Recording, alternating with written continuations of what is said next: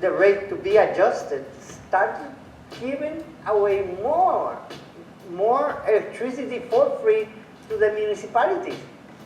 The corporations had to provide all the electricity that the municipality uses without any payment at all. And some of the mayors who are not dumb, who are very wise people, started creating businesses that uses a lot of electricity. You can go to Auditorium, you will see what I mean. Ice skating place, a water park, hotels, restaurants owned by the municipality that doesn't pay any electricity at all. We pay them. We shouldn't be surprised that the corporation is broken. It was brought to this place basically on purpose. They themselves say, oh, it's all politicians. Well, I'm a politician. I've never had anything to do with PREPA. Were there pressures to PREPA? Yes. PREPA's board always changed. It was not a professional board. It was a board that always came to be nominated by the sitting governors and confirmed by the Senate. Now, having said that, that doesn't mean that those boards were acting exclusively to the benefit of those governors or the legislature. Every time a new party was elected, they would change everything. They would change everything. They would change the board to people that will comply with the orders of the politicians. They will change the executive director. They will change their 12 sub-directors. They will even change the woman that took the garbage out of the board of director office. No one can manage PREPA with that amount of political intervention. 5 executive directors have PREPA in less than a year. You know, that's horrible.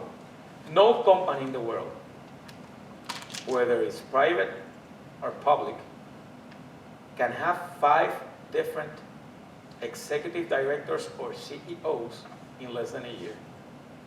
The government board of PREPA elected one of its members, Diaz Granados, that was going to get paid $750,000, and the people say, what?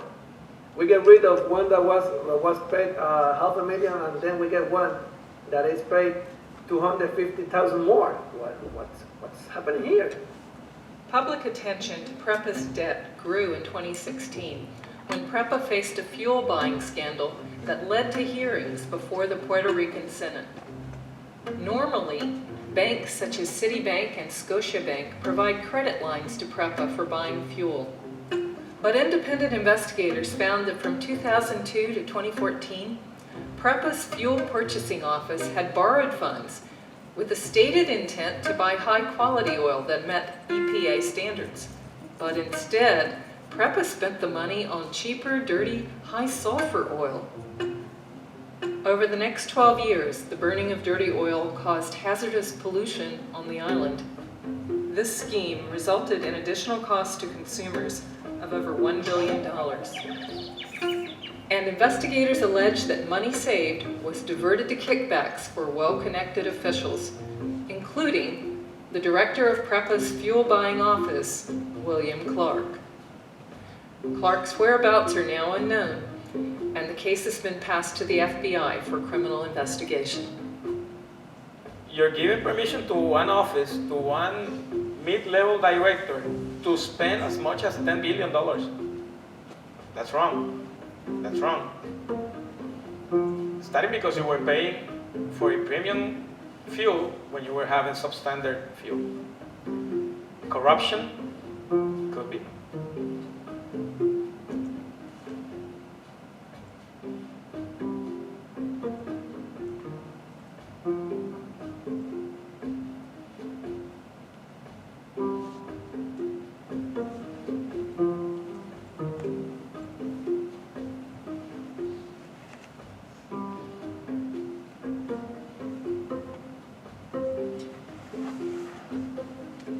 Records of fuel purchases showed that PREPA spent $23 billion on oil during that period.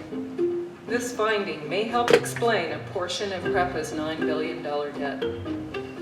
Auditors of PREPA's budget found the utility had seriously underestimated its fuel costs in official budgets for years, often by half or more. So that raises a mystery. Where did PREPA find the funds to buy all that oil? The auditors believe the extra fuel spending was diverted from $10 billion that PREPA borrowed during the same period for spending on its plants and transmission lines. They found that PREPA's actual spending on facilities in those years came to less than $6 billion, so they concluded that the difference was spent on fuel. This diversion of funds from infrastructure and maintenance would also help explain why the plants and grid were so vulnerable to damage by Hurricane Maria. The auditors believe that understating fuel costs was a way for PREPA officials to hide the utility's losses and make it appear more attractive to creditors and private investors. The current discussions about the energy future of Puerto Rico now in this post-Maria period are simply one little space in time of a much longer historical push and pull of different powers trying to dominate the energy future of the island. Conflicts of interest are common in the current restructuring. For example, Citibank, an underwriter of a loan to PREPA in 2010 for capital improvements, also benefited from the same loan when PREPA used it to pay the bank back money it was owed for credit for fuel purchases. We now know that other Wall Street banks also promoted and approved loans to PREPA despite knowledge that the utility was nearly bankrupt. In what some have called a Ponzi scheme, PREPA sold utility bonds to the banks and then used new bank loans to cover its debt costs. This allowed the banks to lower their risk, but it's the equivalent of using a new credit card to pay off an old one. It just adds new costs and pushes the debt into the future.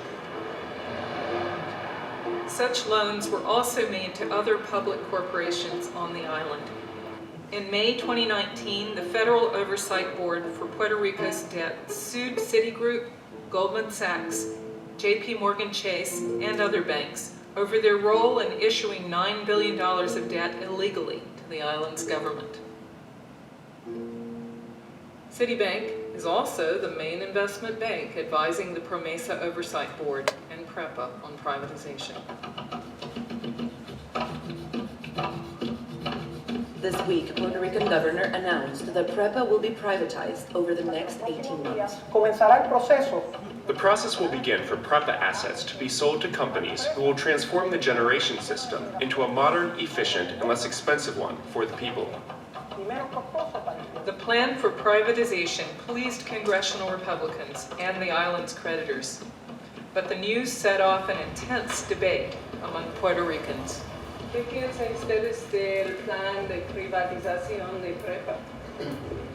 Lo mejor que puede pasar. Sinceramente. Lo mejor que puede. Tema es energía eléctrica. Lo mejor que puede pasar. You still have half of the population without power. So those are just sick and tired of all the things. They just want to get their electricity back. That's it. So I could possibly understand that those who has not received the electricity yet, they would just want to get over with it and they would love for it to be privatized. But they know, or hopefully they will know, that everything that is privatized, it's at the end, you have no control of the amount of money you're going to be paying. People say that privatization, what's behind privatization is neoliberalism, and it's the belief that the private sector works efficiently and more effectively than the government. And when we talk about efficiency in economics, we're talking that I can provide the same service at a lower cost. But if I'm going to provide the same service at a higher cost, I don't see that sufficient. You can say, yes, but we need to fund the renovation of this system. Well, that's the same thing that PREPA can do. So I don't see what's the advantage of privatizing this corporation. PREPA is a $4 billion annually company. You cannot sell PREPA. You are selling a monopoly. Sí, yo creo que la privatización de la Autoridad de Energía Eléctrica es un grave error. Es un error estratégico. Esa industria tiene que estar en manos públicas. Ponerla en manos privadas es comprometer una actividad vital a merced de lo que diga el mercado, de lo que diga la ganancia, que es lo que procura una empresa privada. In the Dominican Republic, for example, they privatized the system. And the people who couldn't afford to pay were left out of that system. I remember talking with a legislator from Dominican Republic saying we sold our system and now we don't have money to buy it back because now it's very expensive.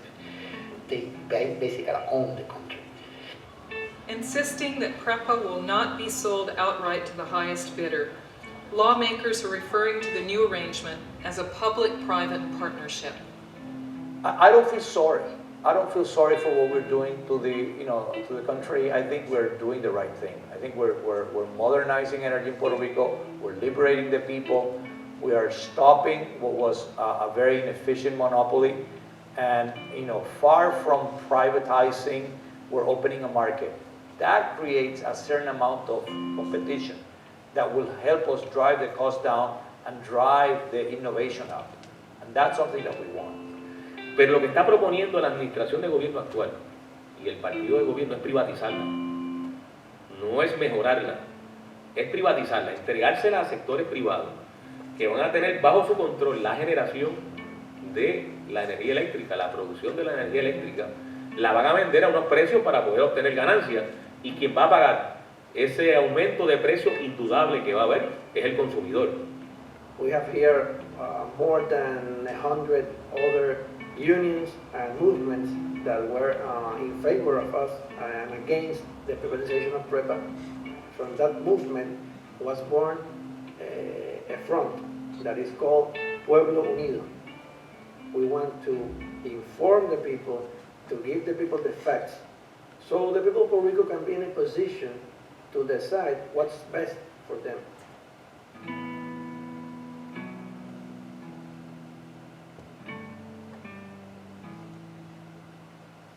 Yo brinqué a la energía eléctrica, ellos me decían, wow, estás bien emocionada, y yo, pero imagínate.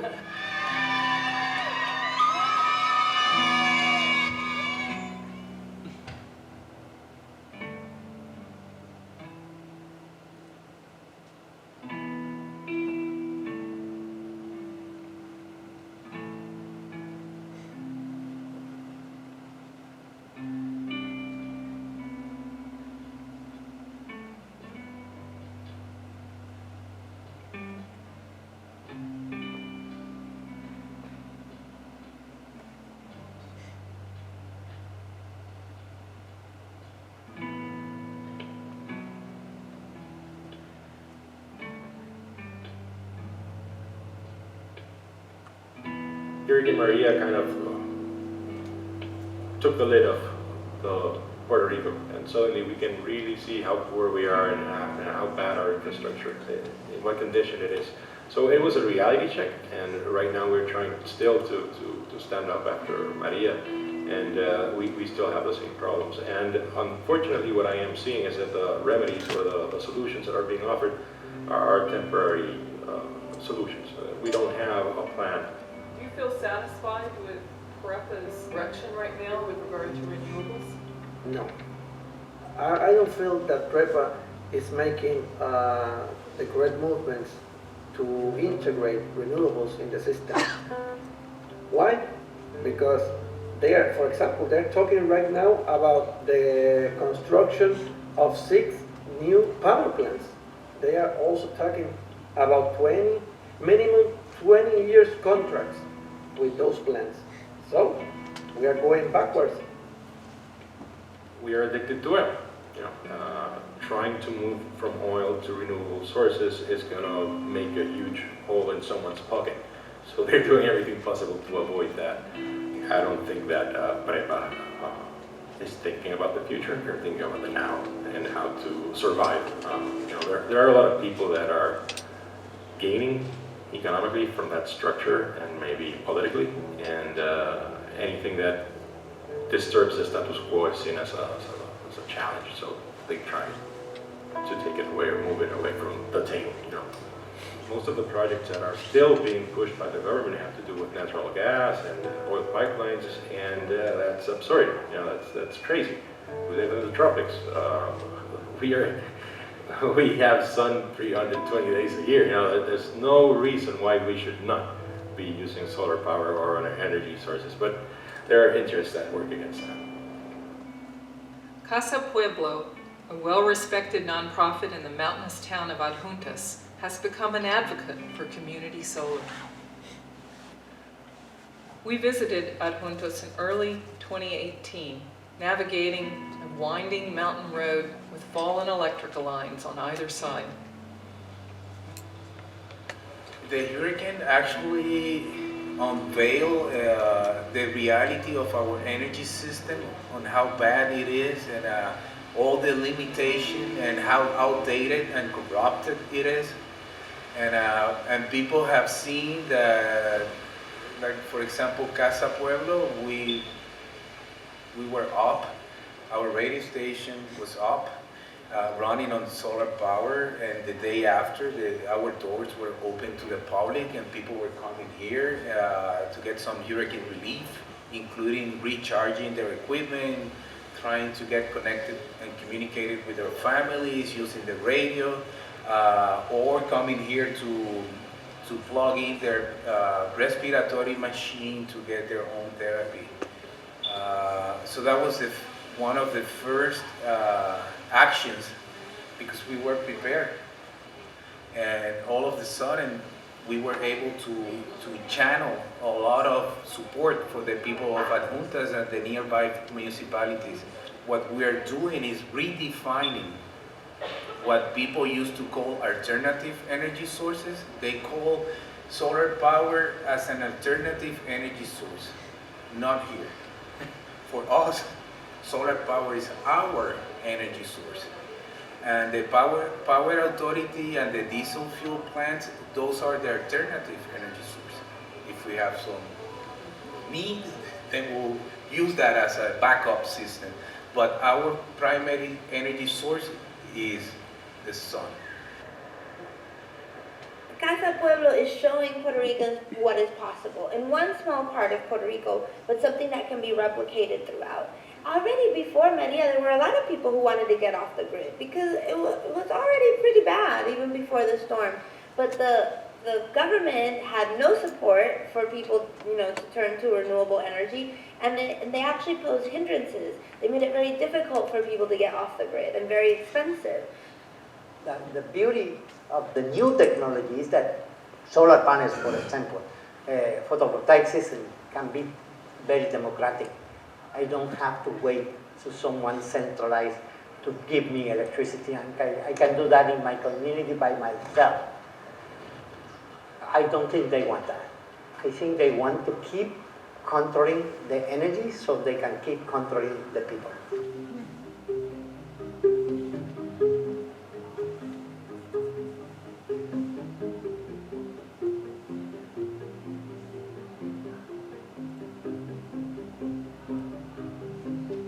In February 2019, PREPA issued an ambitious plan based on the assumption that privatization will bring in new investment. The plan proposes the phase-out of coal and oil plants with a shift to natural gas and centralized solar over the next 20 years. Energy and financial analysts warned, however, that the plan is misguided because it would overexpand gas infrastructure at a time when electric demand is shrinking and cause Puerto Ricans' already high electric rates to rise further.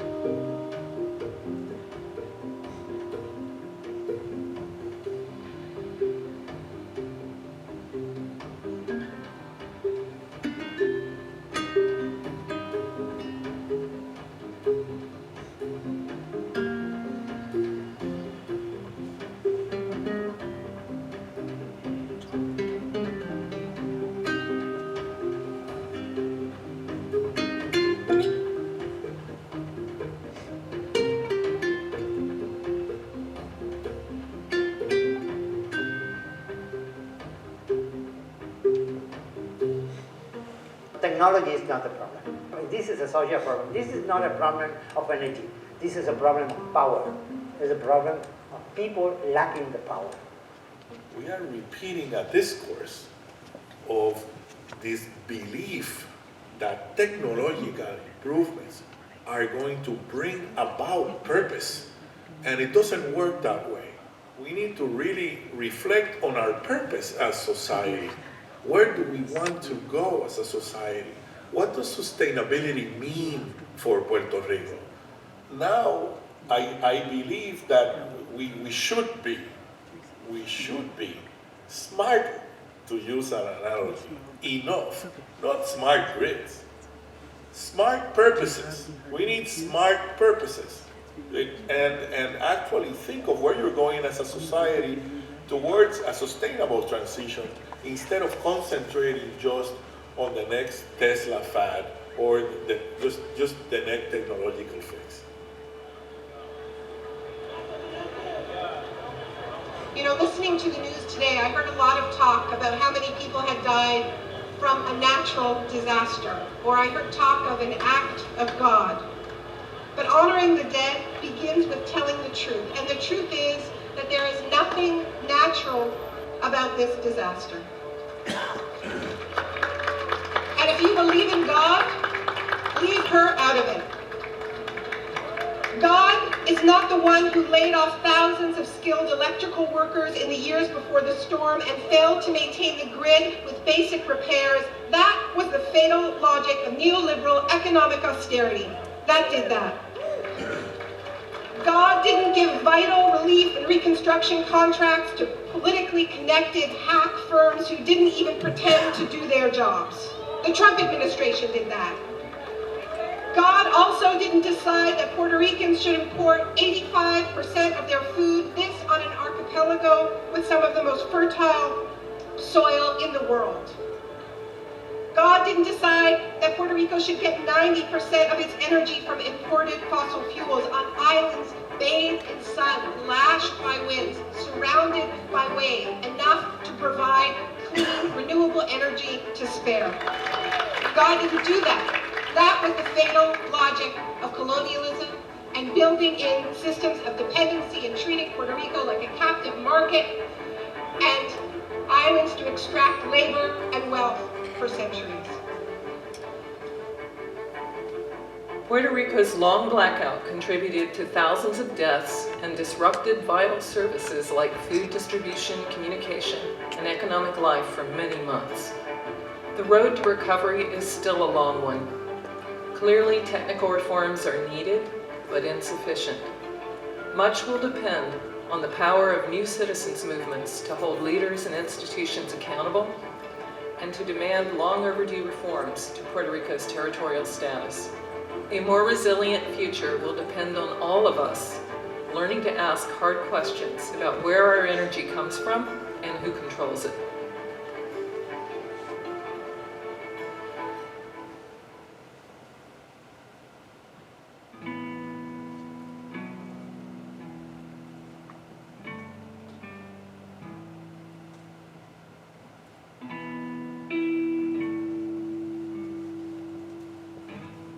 Hundreds of thousands of protesters took to the streets in Puerto Rico Monday to march against Governor Ricardo Rosselló. They're demanding his resignation. It's over online chats that were leaked in which the governor and his close aides mocked constituents, including victims of Hurricane Maria.